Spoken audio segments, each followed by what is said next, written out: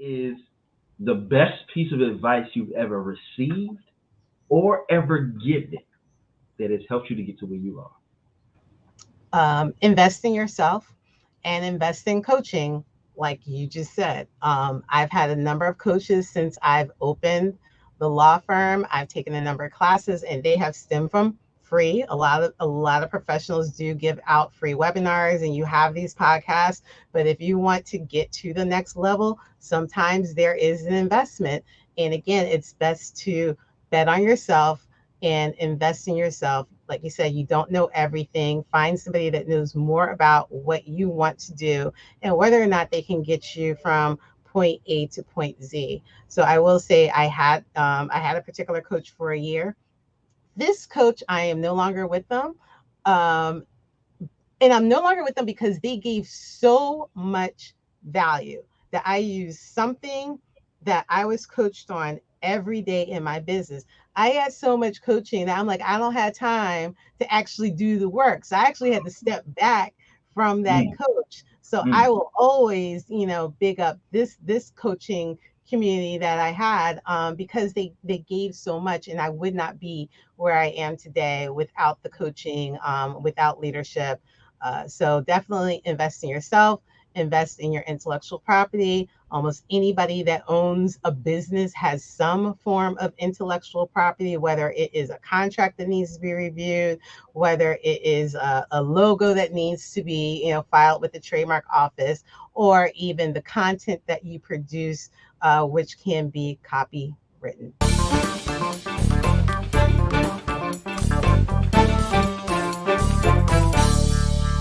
Alrighty.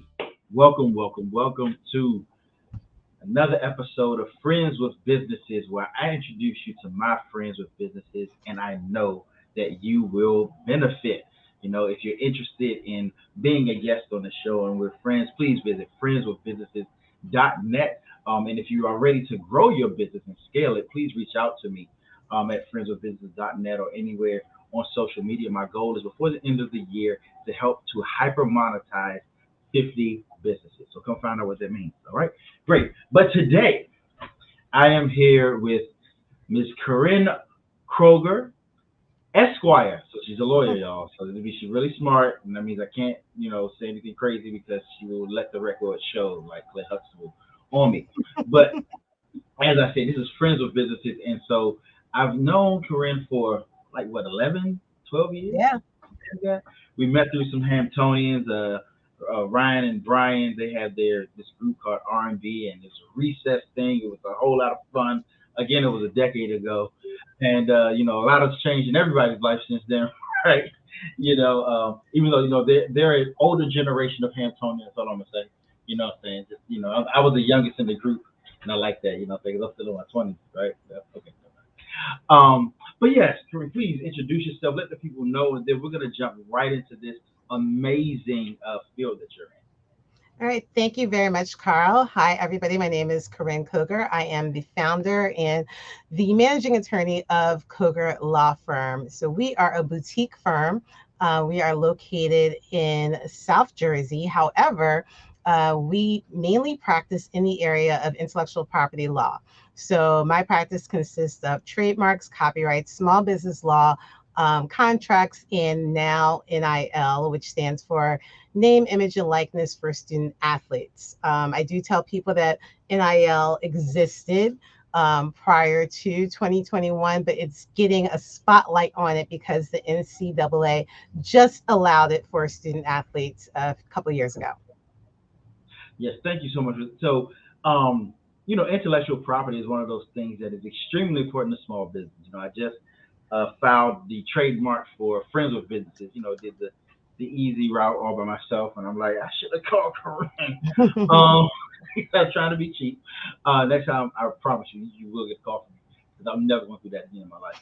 Um, but yeah, so because so many times we have ideas and even slogans or titles, and, logos, all that type of stuff, and it's just out there.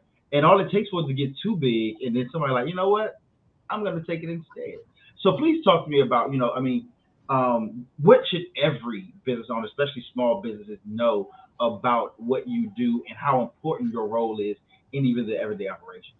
Absolutely. So, one of the things that people don't realize is that you should research your trademark first. You should do that before you even register your business, because what if you go to register your business name?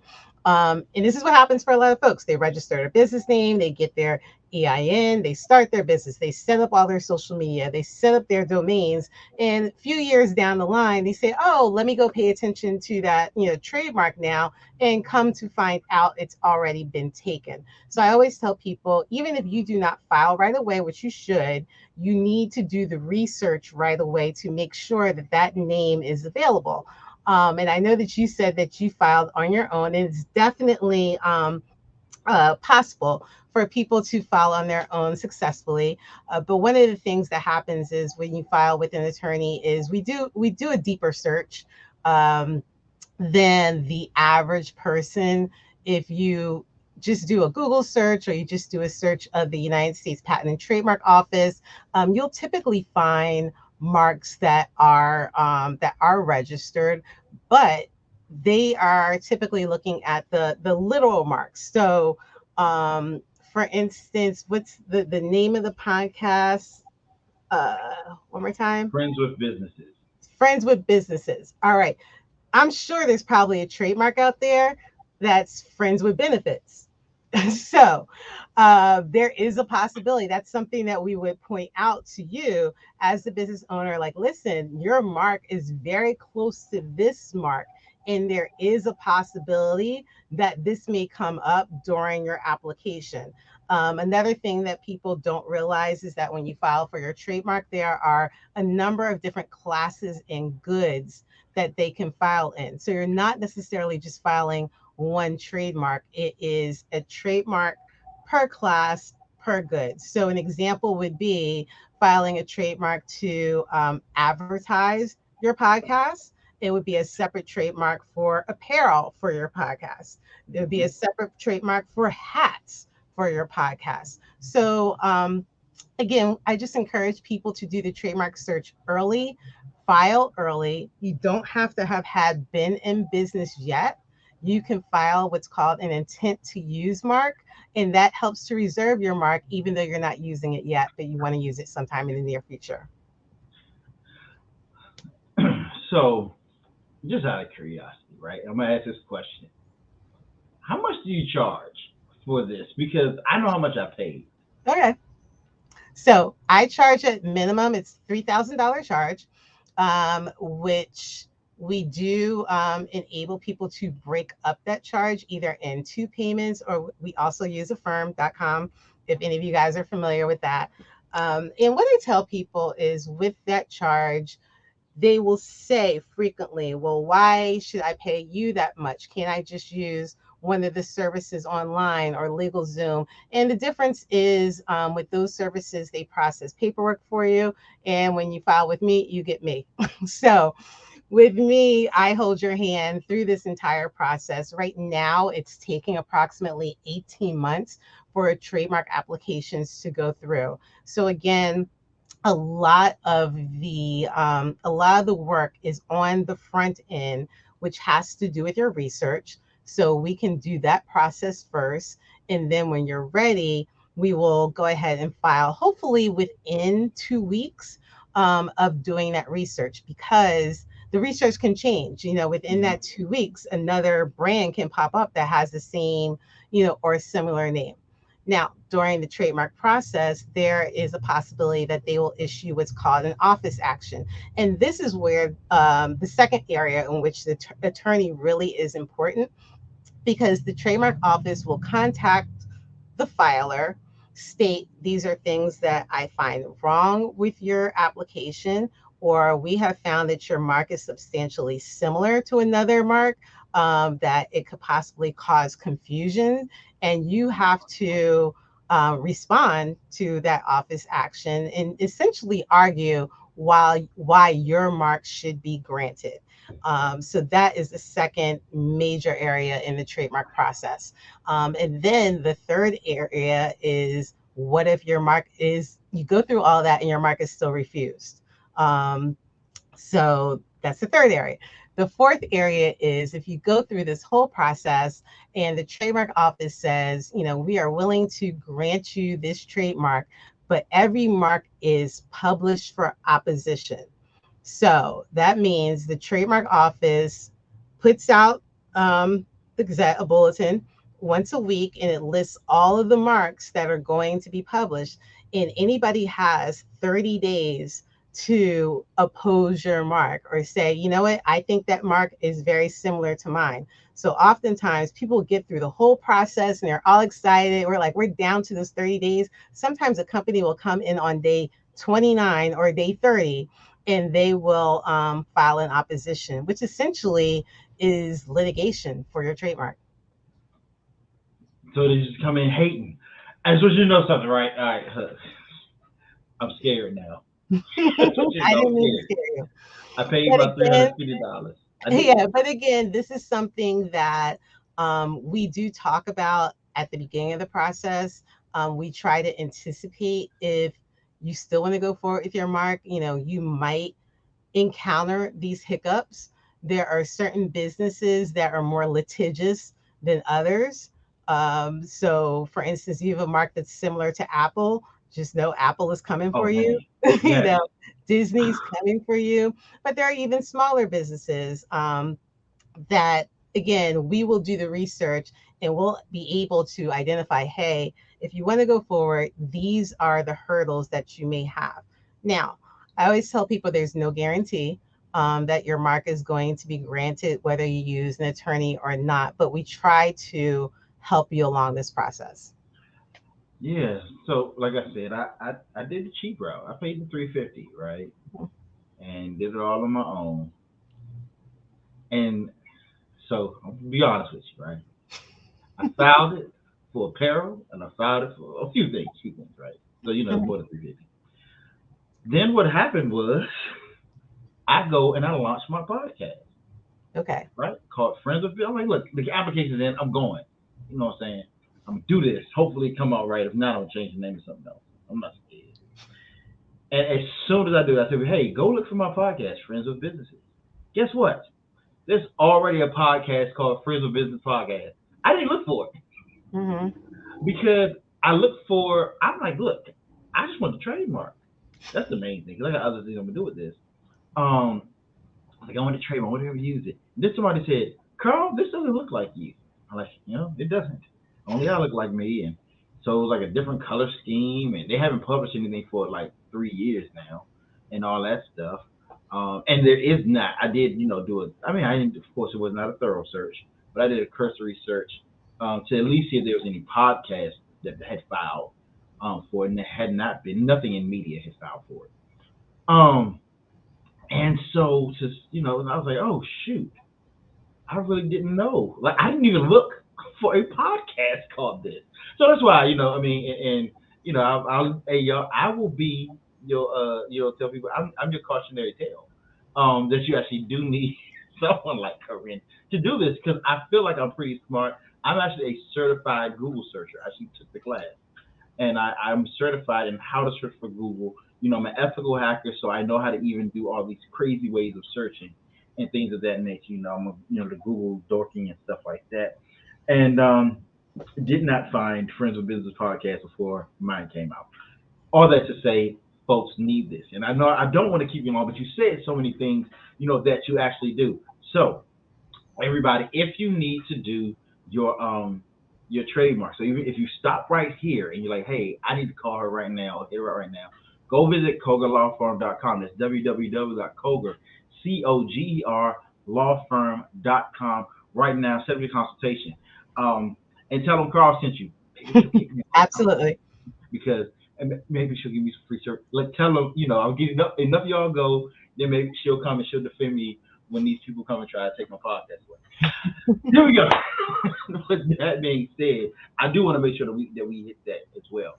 Um, and as you talked a lot about NIL, name, image, and likeness, which has become a hot topic over the year. We happen to have a mutual friend whose daughter is one of the highest paid NIL folks in the country right now.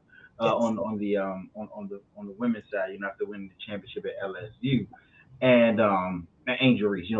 We all met in that same group, and I've done some photography for Angel and some other things with the family, and that's kind of what everybody sees, these huge million, trillion, billion-dollar deals, which is great, but I work with a number of youth basketball organizations, and I see some of these students. They're coming in, middle school is winning dunk contests, which is crazy to me. Let me know that at 5'8", I never had any business trying to be out there. But what would you say to these parents? I was actually just talking to my housekeeper yesterday, and her son is in the 8th grade, and he's shining in football, and she's like, I don't know what to do next. He's getting scouted already. Please, let's open up that door for these parents who have their students who really have the potential to, of course, make it at the highest level, but even there may be some opportunities now that we want to do. The number one advice that I have for parents is to book a consultation with an attorney. And I say that not just www.cogerlawfirm.com. right. And I say that jokingly, but not jokingly, because even though NIL is available for college students, it is not available for all high school students. So I actually do have an NIL Facebook group, and somebody today just asked, I don't want to mess up my son or daughter's eligibility. They're in high school. Can they get an NIL deal in Florida? No, they can't. So what is happening is the the NCAA, they have their rules. There is no federal rule for NIL. All the states have their different rules. So you want to make sure that you research the rules for your high school or even junior high student in that state, because they may not be eligible. And trust me, the money that you think you're going to get when your child is perhaps a sophomore and they drop this NIL deal, you don't want to mess up their eligibility, for that. But I always tell the parents that there are things that they can do in order to prepare them to get NIL deals in the future. Now, for parents of student athletes who are already in college, same advice. You want to talk to an attorney. So before we got on, Carl and I were talking. There was a story that just dropped. So this former student who is signed to the Chicago Bears, so I may be pronouncing it incorrectly, but it's Jevron Dexter Sr. He filed an NIL deal with Big League Advance Fund 2 LLC, and he filed a lawsuit stating that this deal was against Florida law. I can tell you by reading this story that there was not an attorney that was there independently representing this student athlete at that time. So, to make a long story short, essentially what they said and what was included in this NIL deal is that he was going to get a lump sum of over $400,000. However, in this deal, the company that signed him would receive 15% of his pre-tax NFL earnings for the span of 25 years. That is just unconscionable. It's completely against the law. And like I said, I can guarantee you that absolutely nobody was looking out, for this student athlete.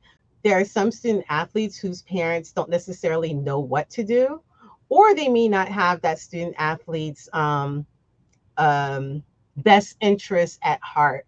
And a lot of times people are looking at that money that people are going to give them today, and they're not reading these contracts. So not only was that contract unconscionable, there are a lot of rights that these student athletes are signing away because they're getting these contracts and just signing them. So just think, whenever we go to a website, there's terms of services. We just click the box, and say, and say, okay. And we have no clue what we're signing away.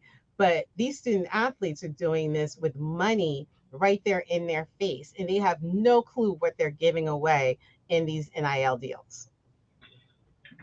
So, so yeah, I want to go a little deeper into that, because we don't necessarily always do risk assessments. We see numbers and we make moves.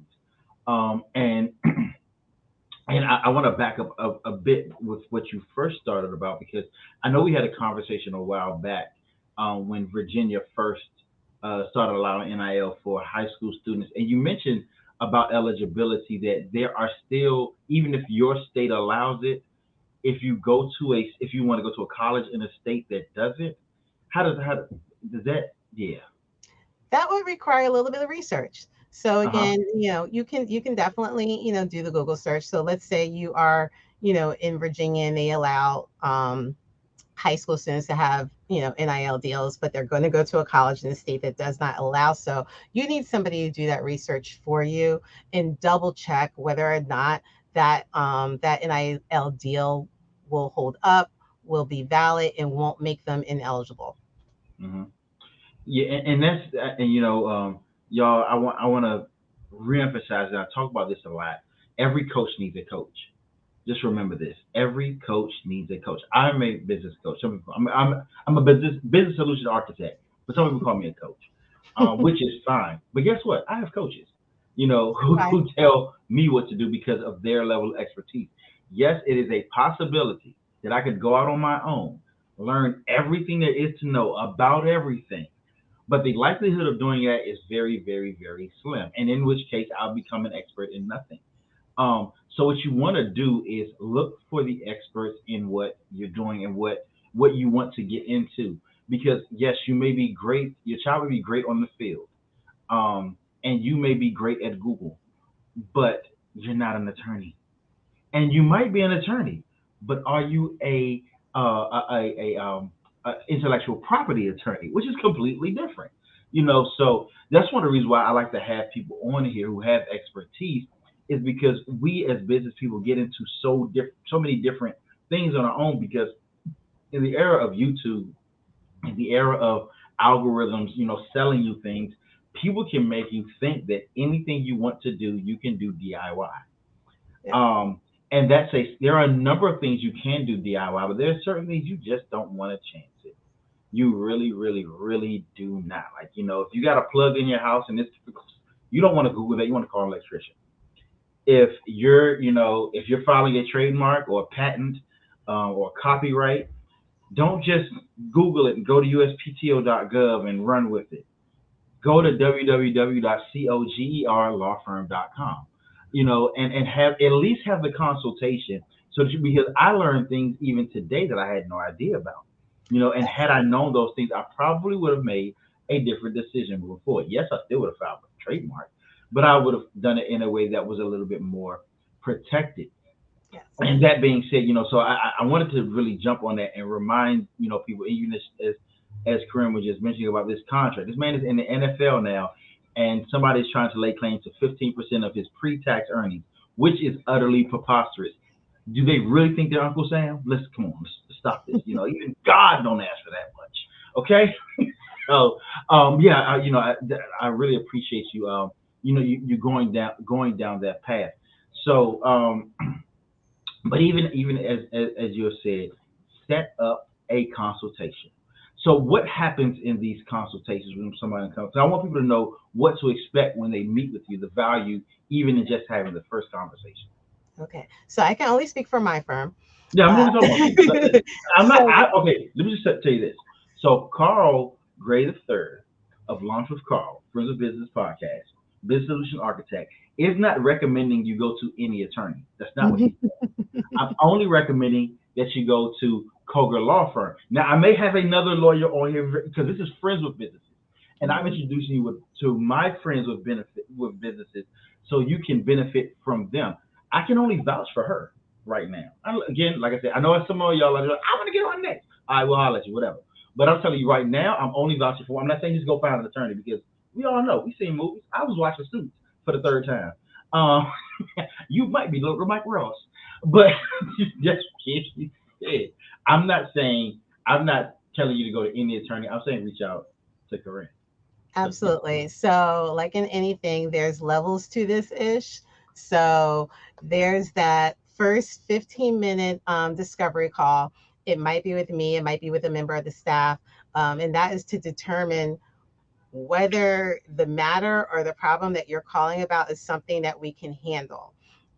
If so, then there is the option of either a 30-minute consultation or a hour strategic session. So what's the difference between the two? The 30 minutes, we're going to talk about things on a cursory level. There will be a consultation agreement, and it states that it is just a consultation. And we will talk about your NIL, trademark, small business matter. The strategic session is more so kind of like for like people like Carl, um, who can do it on their own.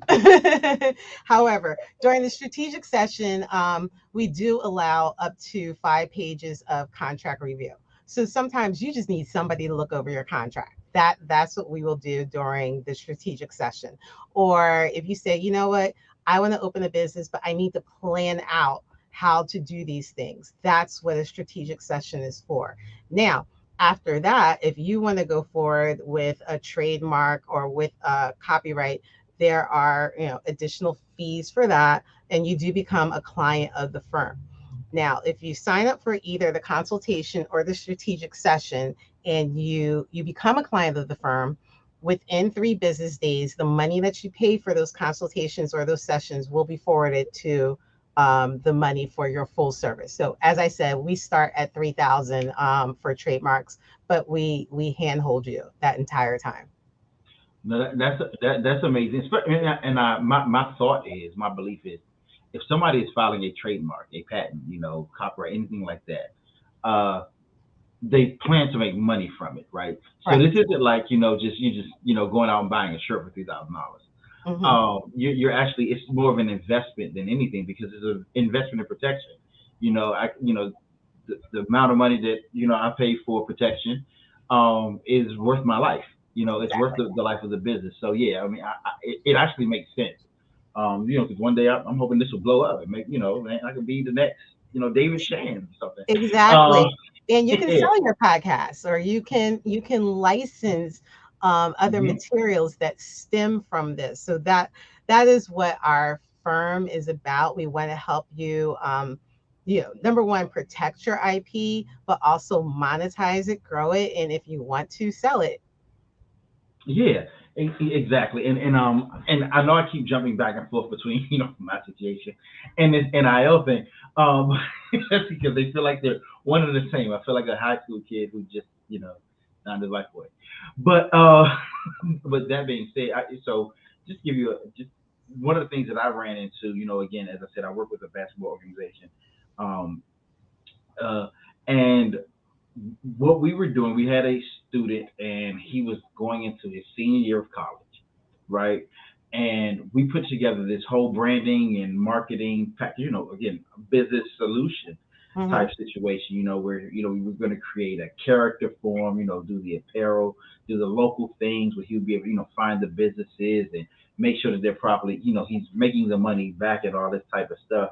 Ended up not moving forward, but it was a learning experience for me as well, to see how involved the process actually is, even with dealing with the attorneys as Yeah. well. And let me tell you, these attorneys, when you're talking to them, y'all some dogs. Y'all don't play. Like, y'all really don't play. Um, because it's like, no, well, my client needs this. Well, if this happens, then what are you doing? Are you getting, well, what is he? And it's really that advocacy piece that can give somebody the peace of mind to be able to go into something like this, or even just being able to, it helps you sleep at night. Right. That somebody is protecting you. So I mean, I appreciate what you're doing for this. And I don't want to keep you long, because I know that you're very, very busy. But a couple of things. So as like I said, you know me for a while, and actually you met me when it was this political type of stuff. And so I try to get into this, and y'all still be going crazy on these topics. So I've laid out a whole lot. Y'all still be talking about you putting, y'all just be going in, okay, on the social media. Like, good gracious. But one thing that is near and dear to my heart is our community, right? And I'm really good. I'm spreading my good news that I feel like I got from the real good news, that there is not a problem in our community, when I say ours, I'm about Black people, in our community that does not have an entrepreneurial solution. That is Correct. my belief.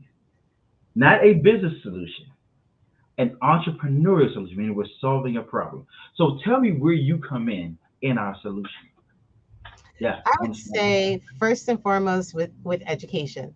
When it comes to my area of the law, most people do not have education about it. Like they'll throw around words like trademark and copyright, and some people don't know the difference between the two. So that's number one. When it comes to working with clients or potential clients, what do you have? Where are the assets that you're able to trademark and copyright? And I say those two because I don't do patents. Patent is another area of the law. They actually take a separate bar. So I would refer somebody out to, yeah, to a patent. Yeah, they take two bars. So they got to take the regular bar and they got to take the patent bar.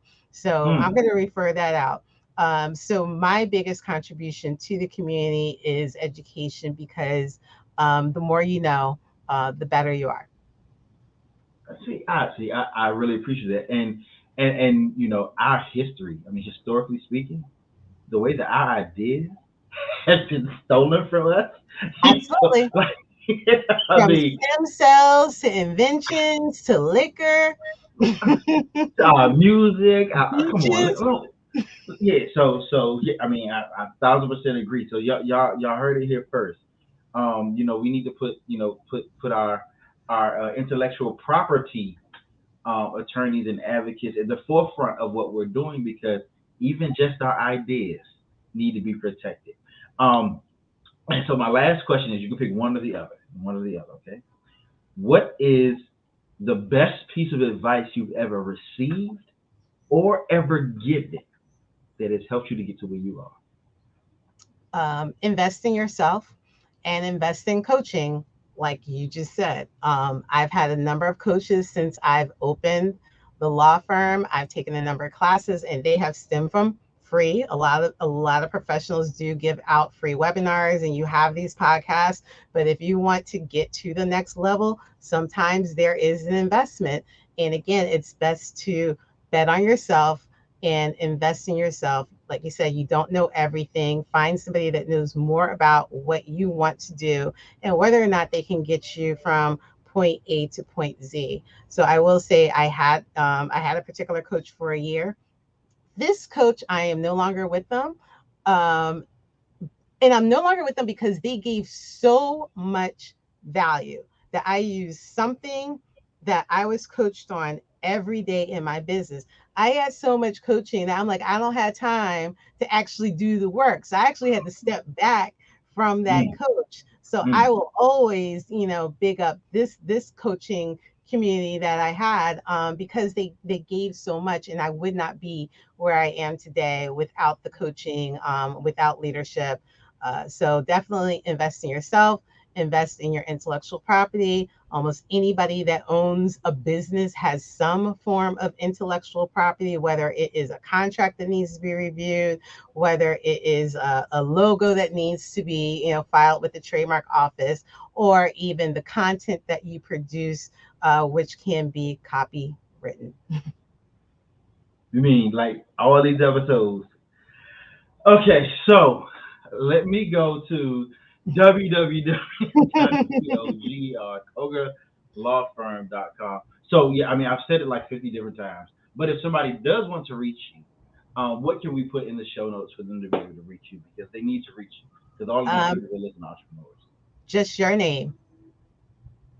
Yeah. Tell them Carl Gray the third, business solution, like the dude with the dreads. So many things. That's me. I went over there. So yes, so please reach out. Um, Again, we have to protect ourselves the same way. Whether you have an alarm system, whether you have firearms, whatever you use to protect your house, that is necessary. You need to have of the same caliber to protect your intellectual property. So thank you so much, Corinne. I know you have to run, but you took the time to talk to my friends, and you're my friend with the business, and I know we've all benefited today. So thank you so much for coming. Thank you for having me.